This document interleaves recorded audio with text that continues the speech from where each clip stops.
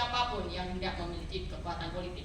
Ini menjadi sebuah PR besar kita hari ini, karena kemudian politisasi inilah yang juga berpengaruh pada korupsi dan kekerasan, kesewenang-wenangan yang dilakukan oleh kepolisian. Betul. Lalu yang kedua, soal korupsi. Soal korupsi ini sesuatu yang juga kita tidak perlu bantah lagi. Kepolisian Indonesia sebagai salah satu lembaga terkorup di sini, mohon maaf ya Pak ya, ini data gitu kan. Jadi salah satu lembaga paling korup, bisa dicek datanya, itu kepolisian. Bahkan di tahun, saya lupa tahunnya, itu dirilis kepolisian Polri itu pernah nomor 1 sebagai lembaga terkorup. Ini perlu kita introspeksi besar-besaran. Saya sangat percaya dengan yang disampaikan Pak Bekto bahwa di luar sana banyak sekali polisi-polisi baik. Saya sangat percaya. Banyak sekali aparat di daerah-daerah yang sekarang kalau saya lagi mengurus surat, lalu misalnya kita kasih uang untuk, ya sebenarnya itu uang rokok, mereka menolak. Betul. Tapi kita tidak sedang bicara korupsi level itu. Kita sedang bicara korupsi struktural dengan nilai-nilai yang besar yang dilakukan oleh mereka yang punya kuasa, yang dilakukan oleh mereka yang punya jabatan. Korupsi ini yang sedang kita bicarakan gitu. Dan ini yang memang harus sama-sama kita pikirkan gimana cara menghentikannya ini, soal korupsi ini. Lalu yang ketiga, soal kekerasan. Ini kaitannya juga dengan tema hari ini ya, polisi dan peradaban. Ketika kita bicara peradaban itu kaitannya dengan kebebasan berpikir kritis, kreativitas, kesenian. Tadi saat saya share poster acara kita di sosial media, netizen langsung respon, wah ini nggak akan ada yang berani bubarin nih kalau dialog ini. Kenapa? Karena pembicaranya jenderal-jenderal polisi. Ya. Ada oknum berani datang lalu bubar-bubarin gitu. Nah, padahal baru saja sebelum kita gelar di sini, sebuah diskusi yang digelar di Kemang, ada yang membubarkan dan yang cukup mengecewakan, ada statement dari polisi yang mengatakan bahwa diskusinya tidak punya izin.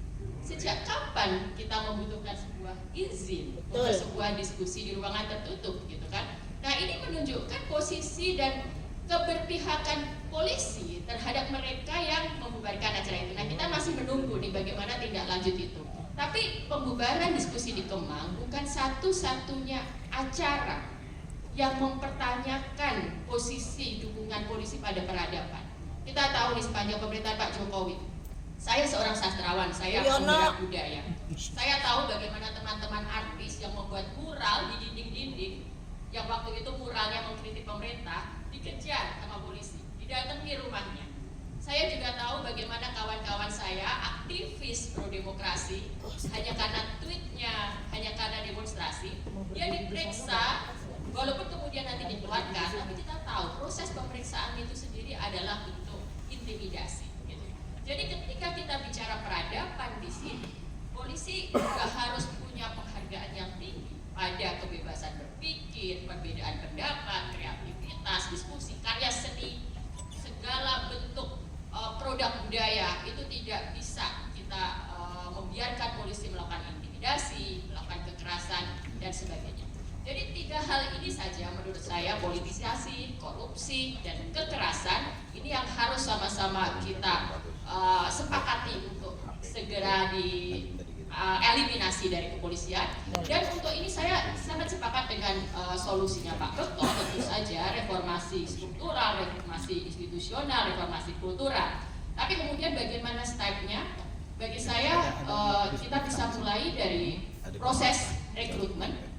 Proses rekrutmen di Akpol itu kita pastikan betul-betul menghadirkan sosok-sosok yang terbaik, berintegritas. Jangan sampai proses seleksi Akpol itu menjadi ladang korupsi sendiri.